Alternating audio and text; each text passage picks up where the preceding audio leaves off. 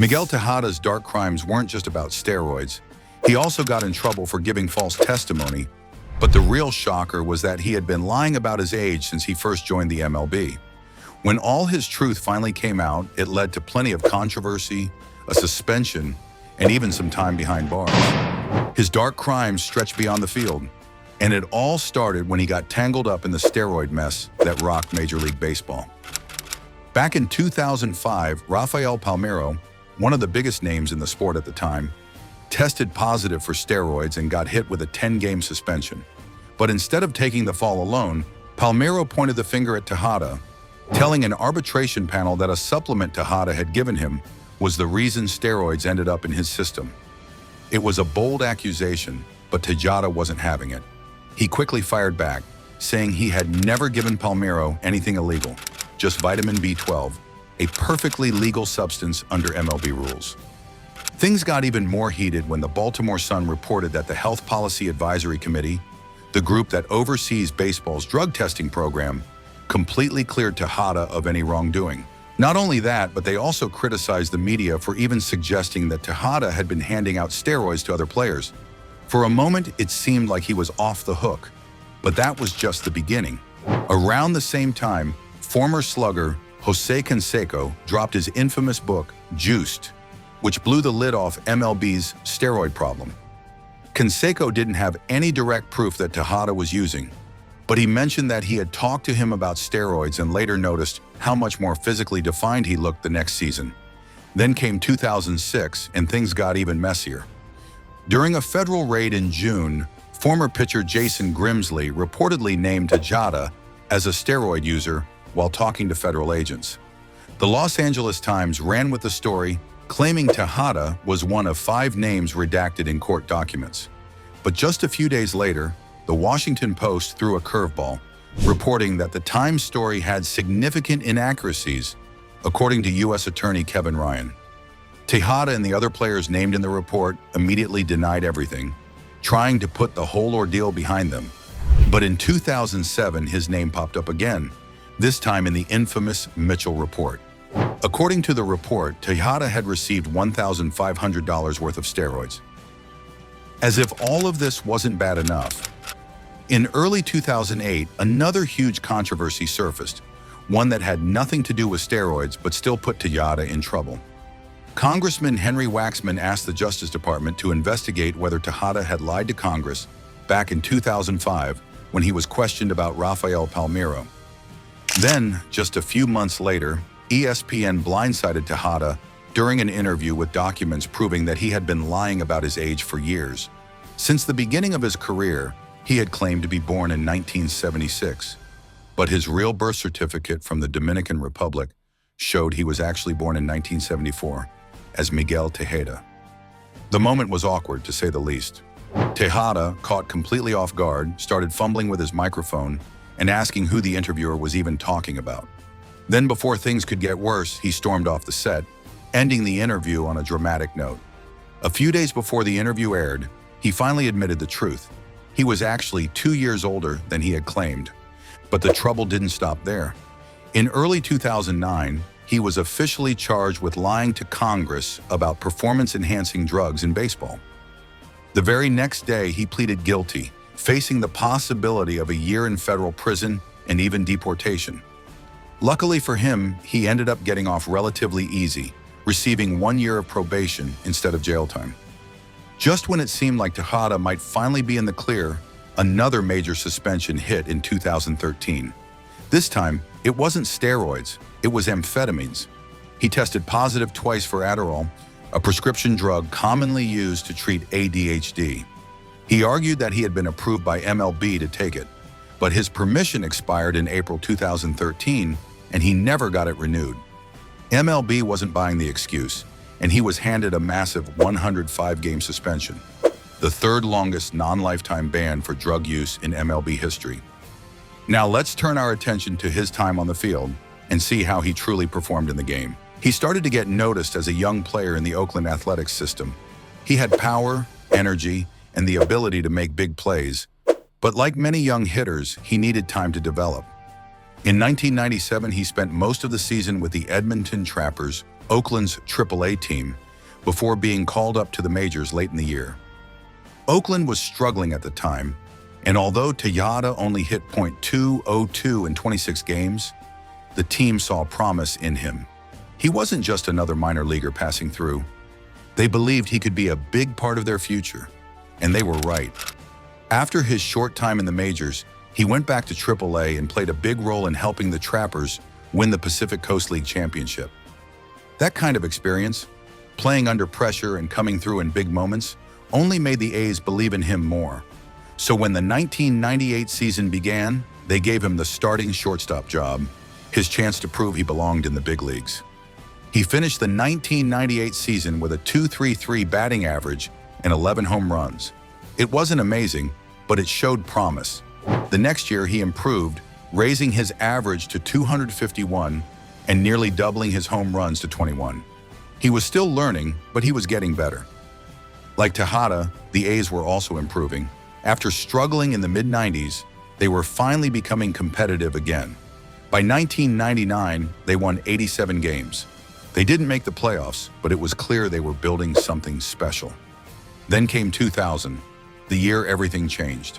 Tejada, now an important part of Oakland's young team, played a big role in helping them win their first American League West title in 8 years.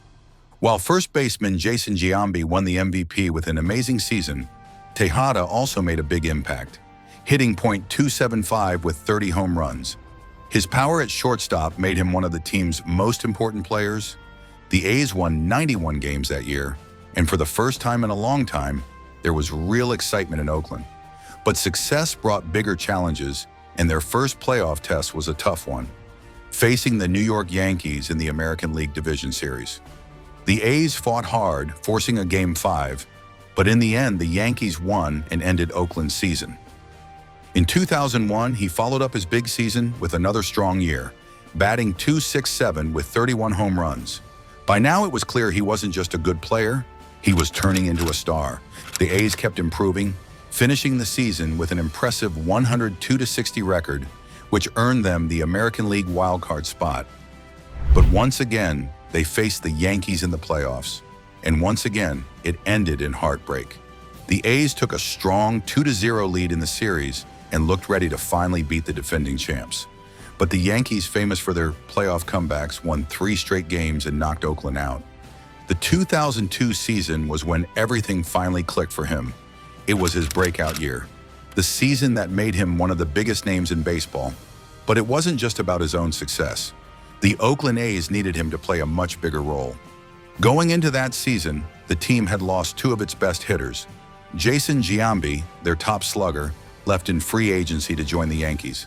And to make things worse, Jermaine Dye hurt his leg and missed most of the year. With 2 key bats gone, someone had to step up. And Tejada? He didn't just step up, he took charge. That year, he was unstoppable at the plate, hitting .308 with 34 home runs.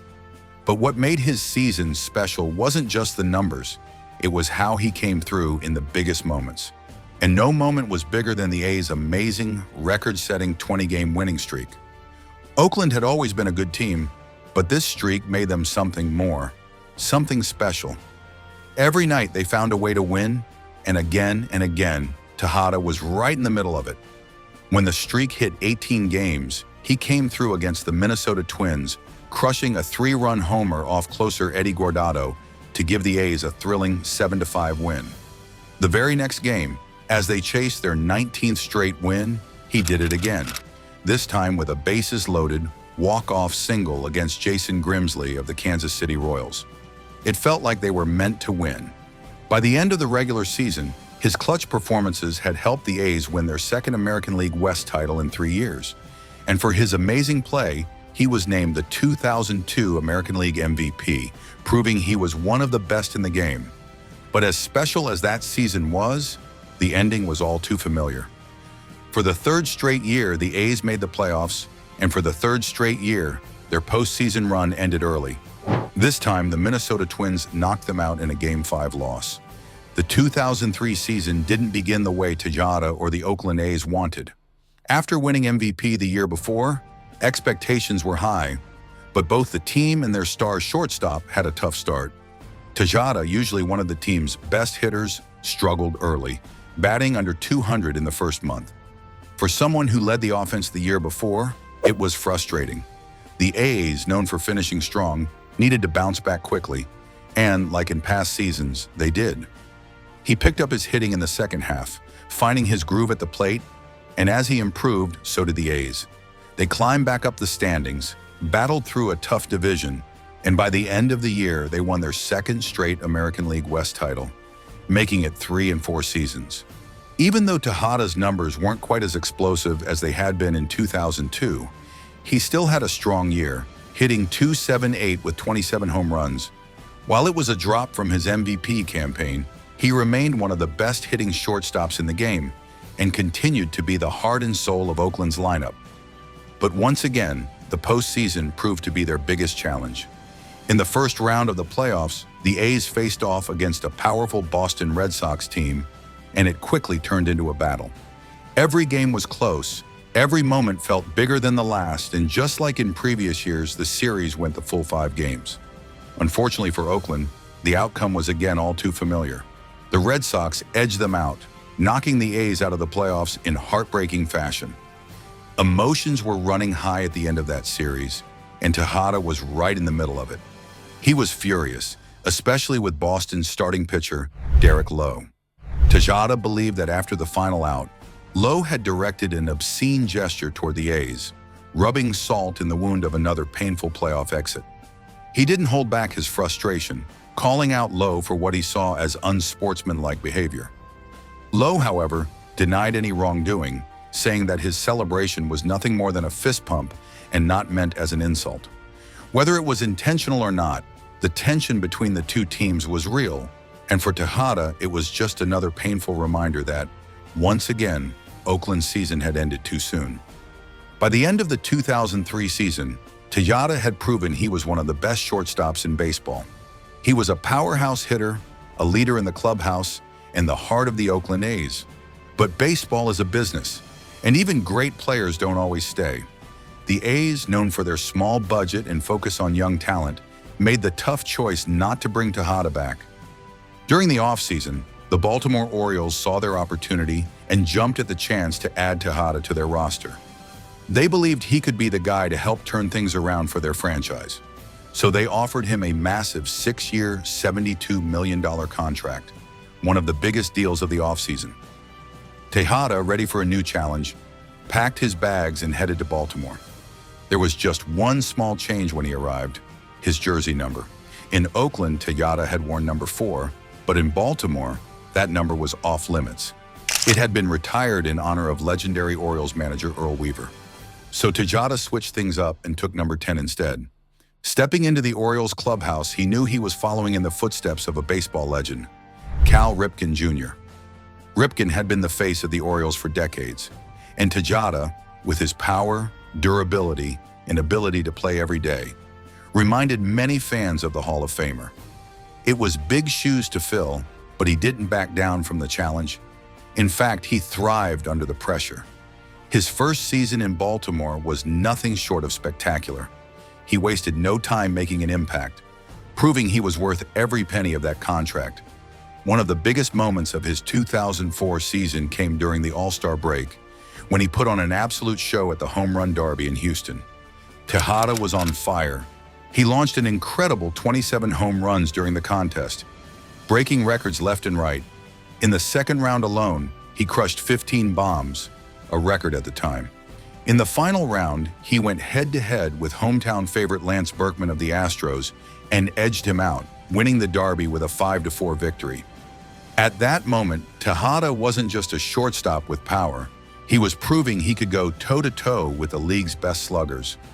When the regular season came to a close, Tejada had put up monster numbers, 34 home runs, and a league-leading 150 RBIs.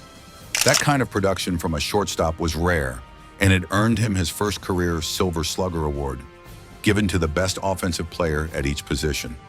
Tejada kept rolling in 2005. He didn't participate in the Home Run Derby that year, but he was still one of the biggest stars in baseball. He was named an All-Star again, but this time he wasn't just there to take in the experience. He was there to take over the game. Starting at shortstop for the American League, he made an immediate impact. He crushed a solo home run off Atlanta Braves pitcher John Smoltz and added a sacrifice RBI later in the game. On defense, he teamed up with his Orioles teammate Brian Roberts to turn a slick double play, showing off the all-around skills that made him one of the best in the game. His performance was so impressive that he was named the All-Star Game MVP, taking home a brand-new Chevrolet Corvette as a reward. It was just another moment that solidified Tejada as not just one of the best shortstops in the league, but one of the biggest stars in all of baseball. By the winter of 2005, he had been in Baltimore for 2 seasons, and while he had put up great numbers and solidified himself as one of the game's best shortstops, things weren't exactly going the way he had hoped. The Orioles were stuck in the middle of the standings, struggling to keep up with the powerhouses of the American League, and Tejada wasn't happy about it. He wanted to win, and it was becoming clear that Baltimore wasn't heading in that direction anytime soon. Frustrated, he went public with his concerns, even requesting a trade. At the same time, there was some controversy swirling around baseball, particularly involving Rafael Palmeiro, one of Tejada's former teammates. Palmeiro had been suspended for steroid use, and there were whispers about whether Tejada had played any role in it. Tejada kept his comments brief, making it clear he had nothing to do with the situation. But the whole ordeal was just another thing adding to his frustration in Baltimore. Weeks went by, and trade rumors kept swirling, but nothing came of it. Eventually, he softened his stance and decided to stick with the Orioles, at least for the time being. Even so, the team wasn't done exploring trade possibilities. In 2006, around the All-Star break, the Orioles tried to move him again. The Los Angeles Angels were interested, but the asking price was too high and the deal fell through. Despite the off-field drama, he kept playing the way he always did, with intensity and consistency. On July 1, 2006, he reached a milestone that very few players ever get close to.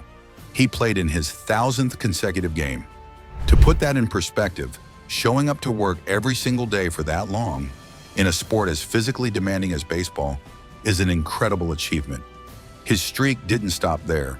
He kept adding to the total, playing day in and day out, and by 2007, his streak had climbed to an astonishing 1,151 games. But then, on June 20th, something happened that no one could have seen coming. In a game that night, Tejada took a pitch right to his left wrist. He tried to shake it off, but something wasn't right. The next day, he still wanted to play. He wasn't about to let an injury end his streak that easily. So in typical Tejada fashion, he stepped up to the plate and laid down a bunt. But after reaching first base, he was immediately replaced by a pinch runner. That was it. The streak had officially ended at 1,152 consecutive games, the 5th longest in Major League Baseball history. The injury turned out to be a broken wrist, and for the first time in years, he had to sit out. That offseason, the Orioles decided it was finally time to move on. On December 12, 2007, they traded Tejada to the Houston Astros in a deal that sent 5 players to Baltimore, including starting pitcher Troy Patton and outfielder Luke Scott. In Houston, Tejada continued to succeed.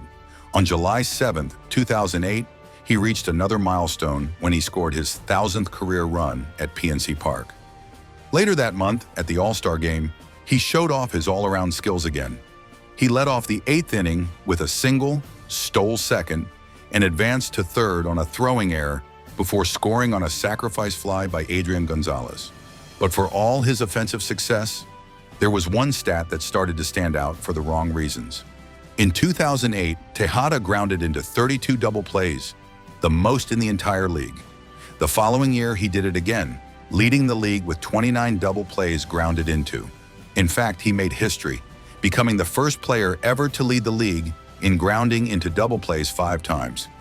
After 2 seasons with the Astros, he became a free agent again. And in January 2010, he decided to return to Baltimore, signing a 1-year, $6 million deal with the Orioles. His second stint in Baltimore, however, was short-lived. On July 29th, the Orioles traded him to the San Diego Padres for minor league pitcher Win Pelzer. Even though his time with San Diego was brief, he managed to hit a major career milestone before the season was over. On September 22, 2010, He belted his 300th career home run, taking Dodgers pitcher Ted Lilly deep. His next stop was San Francisco, signing a one-year, $6.5 million contract with the Giants. But things didn't go as planned. His production dipped, and after batting just 239 with 4 home runs and 26 RBIs in 91 games, the Giants designated him for assignment on August 31, 2011. A week later, on September 8th, he was released. Determined to keep his career going, he signed another deal in 2012, reuniting once again with the Orioles on May 6th. However, this time, he failed to make the big league roster and spent his time in AAA with the Norfolk Tides. Eventually, he requested his release, and on June 25th, the Orioles granted it. As 2012 came to a close, he wasn't done yet. On December 31st, he signed a minor league deal with the Kansas City Royals. If he made the Royals' major league roster in 2013, he would earn $1.1 million, with the potential to make an additional $400,000 in incentives. He played well for the Royals, but then came one of the biggest blows of his career. On August 17, 2013, Major League Baseball handed him a 105-game suspension after he tested positive for amphetamines. Tejada claimed that he had been in the process of renewing his therapeutic use exemption for the medication, but ultimately he chose not to appeal the decision. To make matters worse, he had already been dealing with a calf injury, meaning he likely wouldn't have played the final 41 games of the 2013 season anyway. However, those games still counted toward his suspension, meaning he would be forced to sit out the first 64 games of the 2014 season as well. Despite the suspension, he still looked for another opportunity, and on May 16, 2014, he signed a minor league contract with the Miami Marlins. However, after serving the remainder of his suspension, the Marlins ultimately decided to part ways with him, releasing him on August 2nd. At that point, his time in Major League Baseball had come to an end, but Tejada wasn't quite ready to retire. In 2015, he took his talents to Mexico, signing with the Pericos de Puebla of the Mexican League. Even at 41 years old, Tejada could still swing the bat, hitting 324 with 7 home runs and 70 RBIs in 105 games. By the time Tejada finally stepped away from the game, he had built a career filled with incredible highs and some difficult lows. He had been a league MVP, a 6-time All-Star, a Silver Slugger winner, and one of the most durable players the game had ever seen. When it came time for the Hall of Fame voting in 2019, Tejada's name appeared on the ballot for the first time. However, he received less than 5% of the vote, making him ineligible for future ballots. While Cooperstown wouldn't be in his future, he still received recognition for his incredible career. In August 2024, Tejada was honored by the team that first gave him his shot, the Oakland Athletics, as he was inducted into their Hall of Fame. For A's fans, he would always be remembered as the fiery, powerful shortstop who helped lead their team during some of its best years. That's a wrap for today's video. If you had a great time watching, be sure to like and subscribe so you never miss an update. Thanks for watching, and we'll see you in the next one.